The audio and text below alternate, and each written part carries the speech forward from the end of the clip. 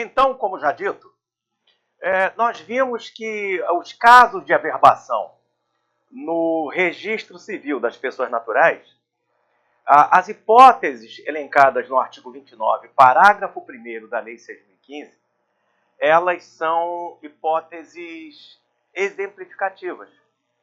E por que isso?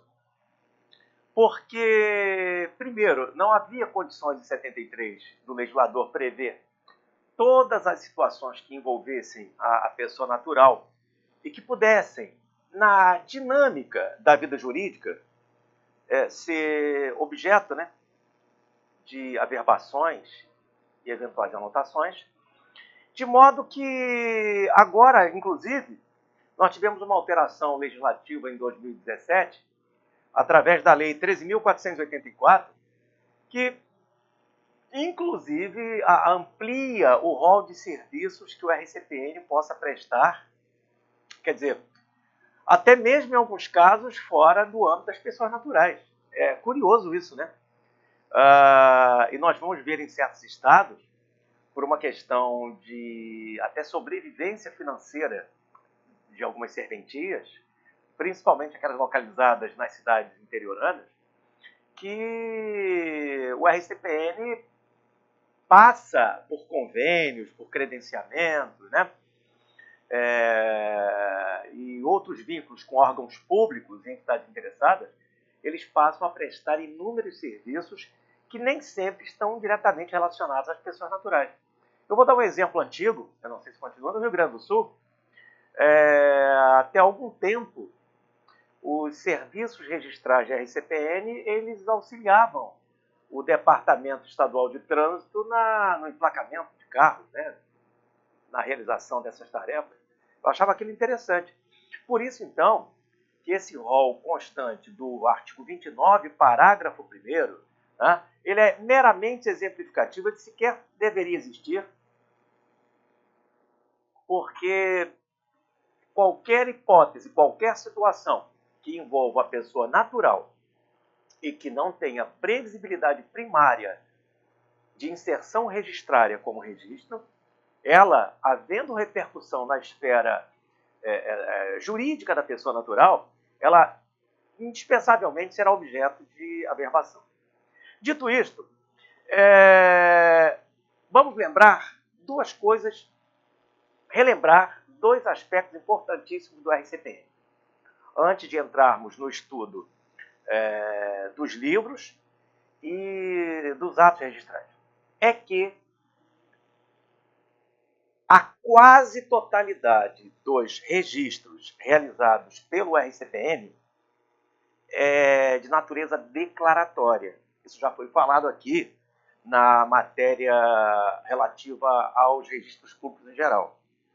Então, lembremos, os registros públicos de pessoas naturais, eles, na sua quase totalidade, eles não criam, não constituem nenhuma situação jurídica.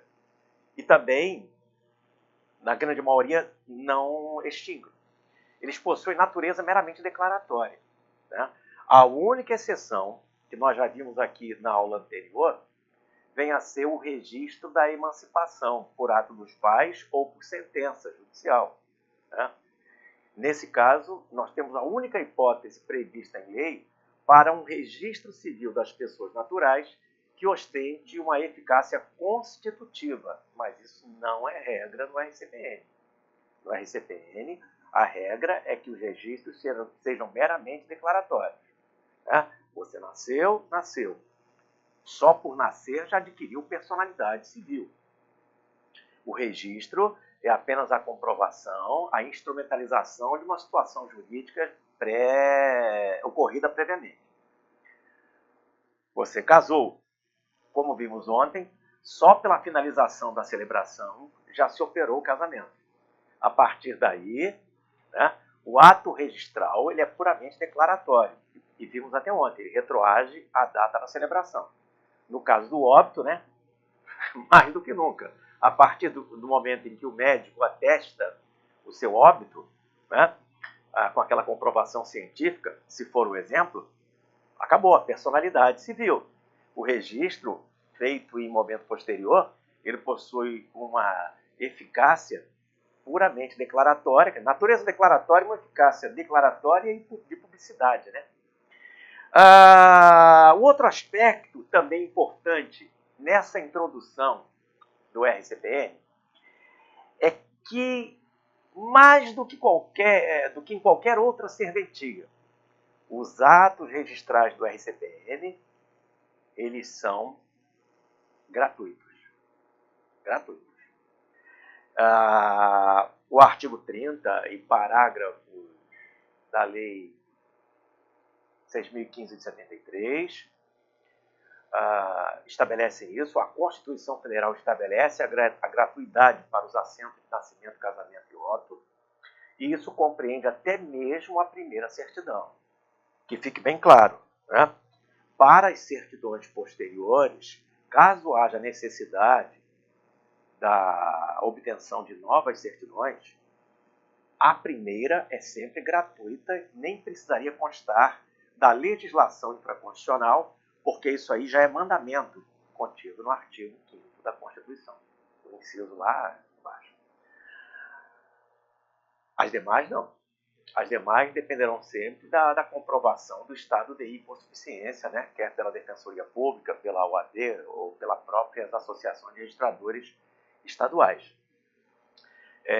Também é importante que não esqueçamos o fato de que qualquer descumprimento dessa gratuidade pode importar até mesmo em perda da delegação.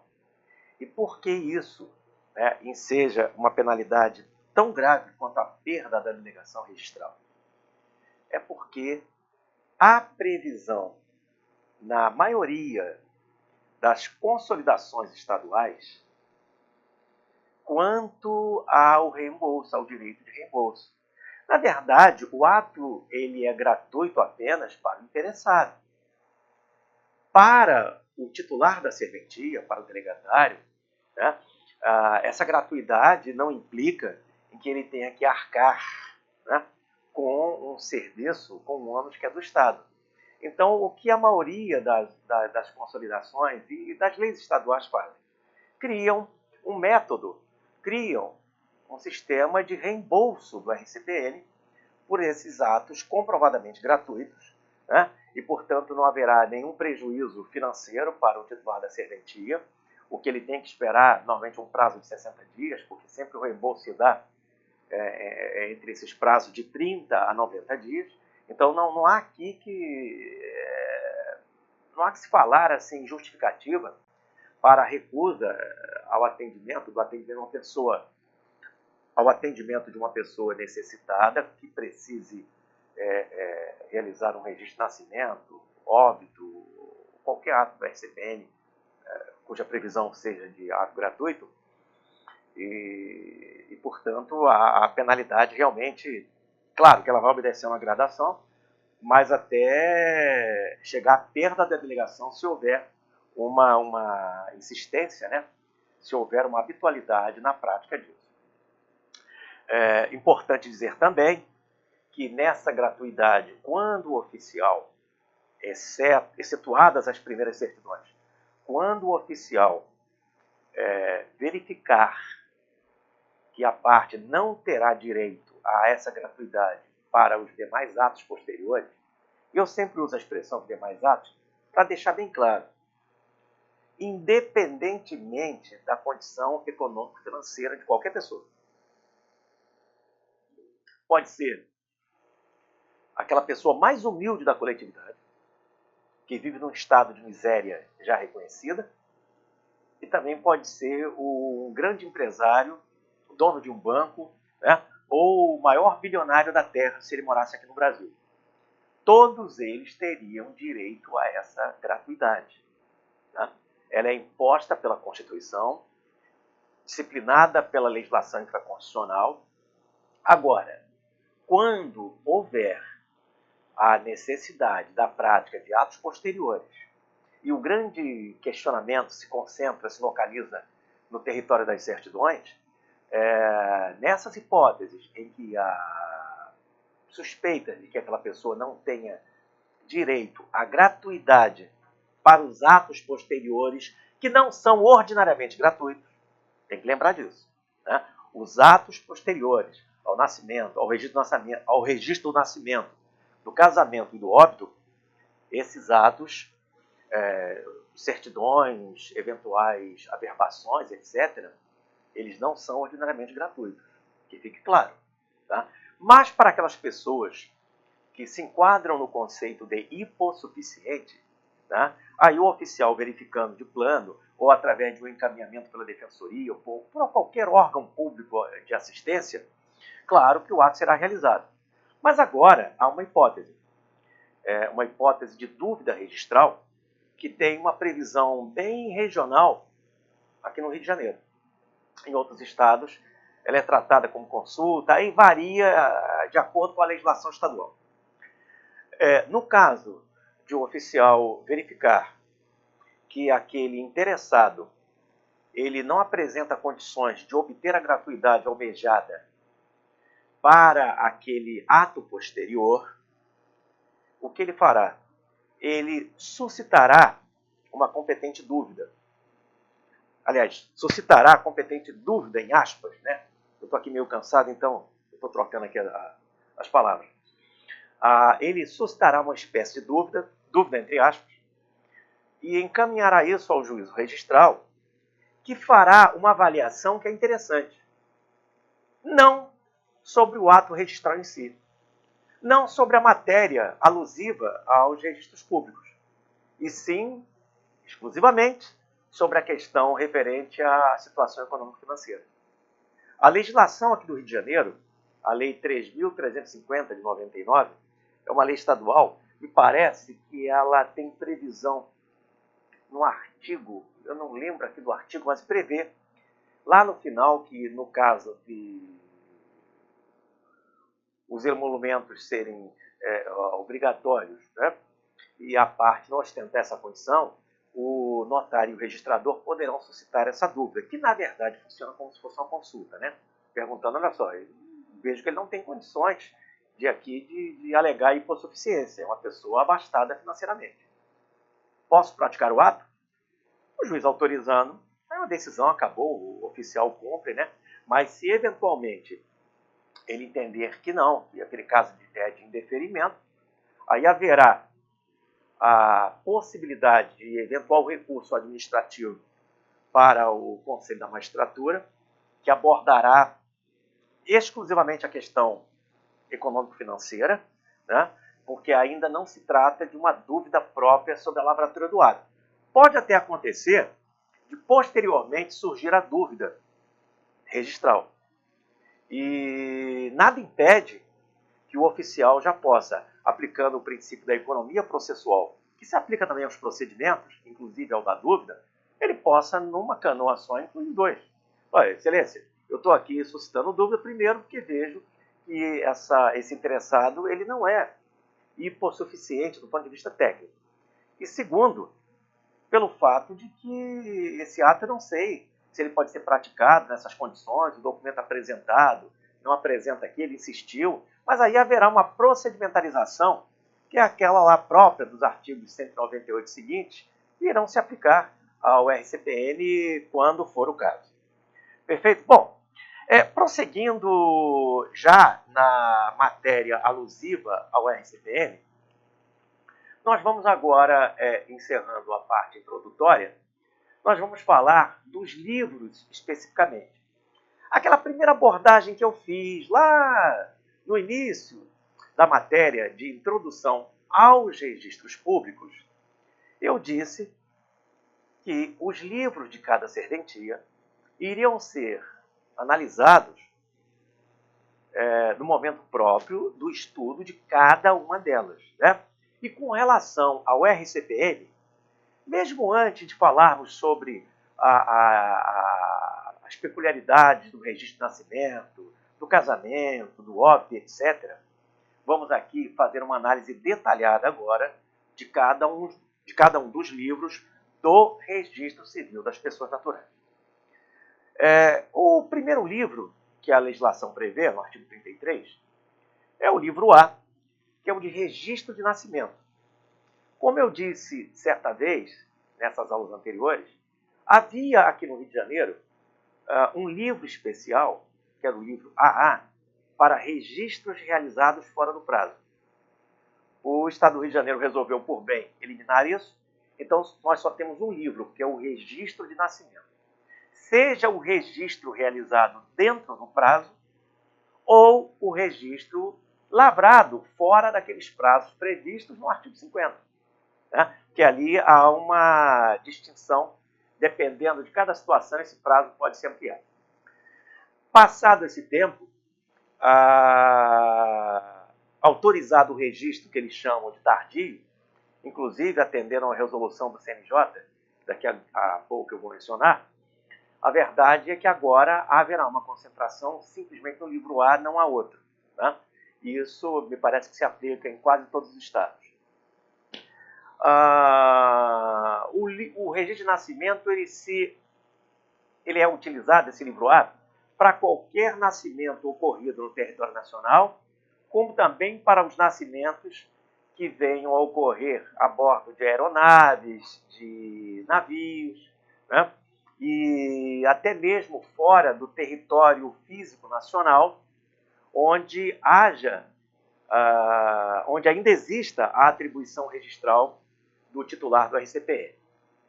Muito bem, depois temos o livro B. Como já foi dito anteriormente, agora é o momento próprio de especificar, o livro B é o registro do casamento civil e também agora deverá ser utilizado para as hipóteses em que as pessoas venham pleitear a conversão da união estável em casamento.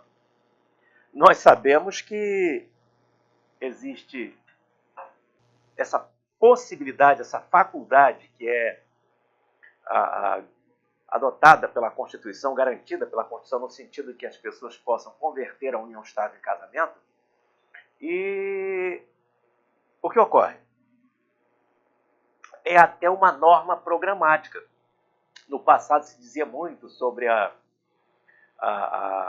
necessidade de a lei equiparar a união estável ao casamento e, portanto, havia aquela discussão, né, porque a união estável se encontrava num patamar inferior. A verdade é que a jurisprudência, depois toda a legislação infraconstitucional, ela estabeleceu essa igualdade. Essa norma constitucional que estabelece o incentivo para a conversão, ela tem conteúdo meramente programático, mas não há mais distinção nenhuma, né? Inclusive a última que havia, o Supremo Tribunal Federal acabou com ela, que era do artigo 1890 do Código Civil, no que se refere ao direito sucessório da companheira e do companheiro. Agora são equiparados as pessoas casadas, herdam do mesmo jeito, nos termos do artigo 1829, né? e incisos, então isso acabou. Agora, para aqueles que venham desejar converter o longo tempo de união estável como uma homenagem, né, à companheira ou companheiro, aos filhos que nasceram daquela união, até aos familiares, aí nesse caso sim, havendo essa conversão e por opção dos conviventes, aí sim, eles poderão converter isso e registrar no livro de casamento comum. Né? E até por um motivo, né? O casamento ele tem que ir para o livro B normal, né? Porque o casamento é agora. Antigamente não havia casamento, havia uma situação jurídica equiparada ao casamento. Né? Esse casamento é recente, então ele recebe, do ponto de vista registral, o mesmo tratamento que é concedido ao casamento comum, normal, né? E claro que a conversão da união estável em casamento ela tem certas peculiaridades, nós vamos ver, inclusive no que se refere à habilitação. Mas realizada a conversão, acabou e vai para o livro normal. O que nós temos aqui é um outro livro, que é o denominado livro B, o livro B auxiliar, que é o registro do casamento religioso para efeitos civis. Né? Parece que eu já até abordei essa matéria em tópicos anteriores, o Brasil, ele equipara o casamento religioso ao casamento civil. Eu vou tentar até sintetizar essa explicação, parece que já está lá atrás.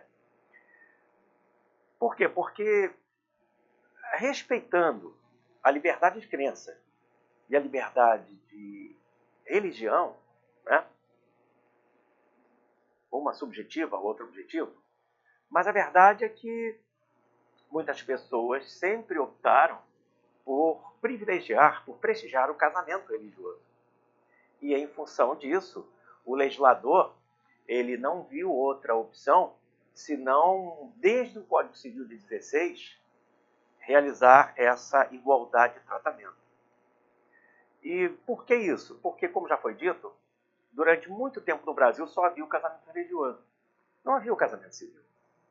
O casamento civil ele foi basicamente implantado aqui a partir, historicamente falando, no final do Segundo Império, e abolido o casamento religioso a partir da proclamação da República. Eu não sou muito bom com datas, mas é mais ou menos por aí. Mas sempre houve aquela resistência, aquela cultura, o apego à religião, até pela forte influência que os portugueses e, de certa forma, os espanhóis exerceram aqui em nossa cultura e em nossa formação religiosa. Existia sempre um apego à religião católica, que até então era a única que havia. E quem não era ateu sempre entendia que, não, eu tenho que casar porque meus filhos terão que ser batizados, não é isso? E a Igreja Católica ela não poderá, se for o caso no futuro, eu morrendo, fazer a missa de corpo presente. Como já dito também, os cemitérios eram de sua grande, na maioria, todos eles explorados por instituições ligadas à Igreja Católica.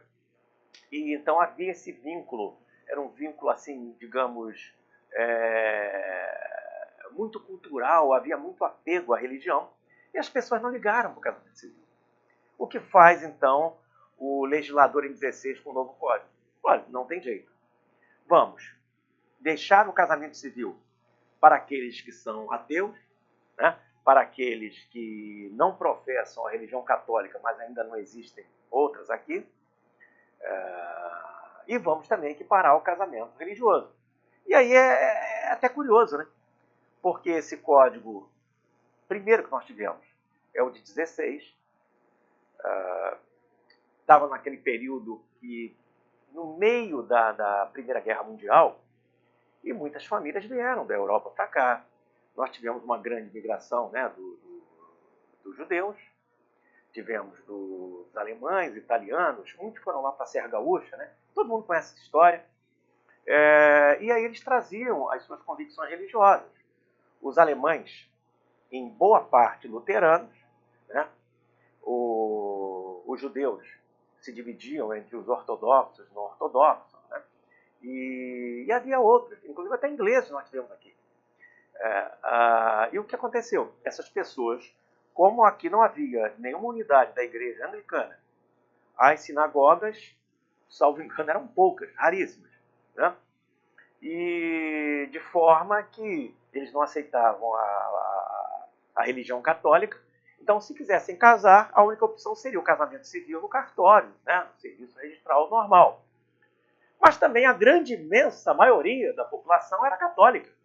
E aí o legislador, para atender a todos os lados, manteve o casamento religioso com efeitos civis, né?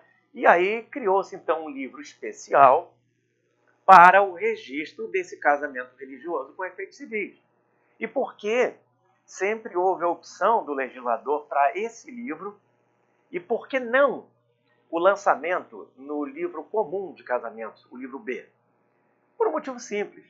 É que o casamento religioso, o casamento civil, ele sempre é precedido de habilitação.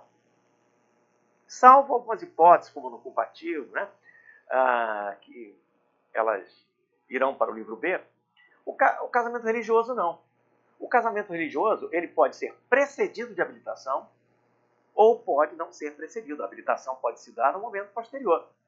Em função disso, o que ocorre? Havia casos de pessoas que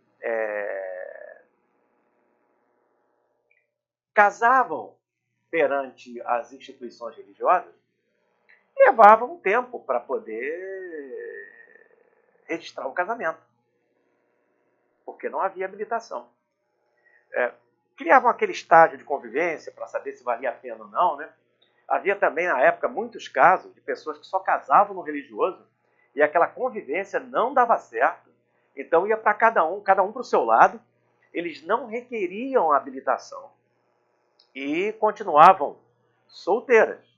E eu digo solteiras por quê? Porque para que aquele casamento pudesse operar uma eficácia retroativa à data da celebração, condição indispensável era o registro dele posterior.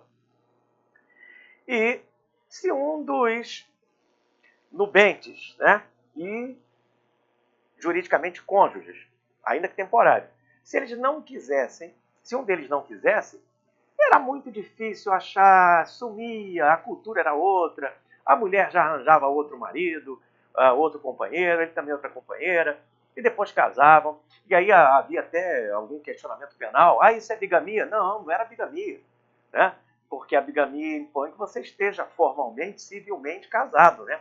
Por isso é que o casamento é religioso com efeito civil, para que esse efeito civil de um casamento já celebrado na instituição religiosa, para que ele possa obter o efeito civil, há necessidade do registro.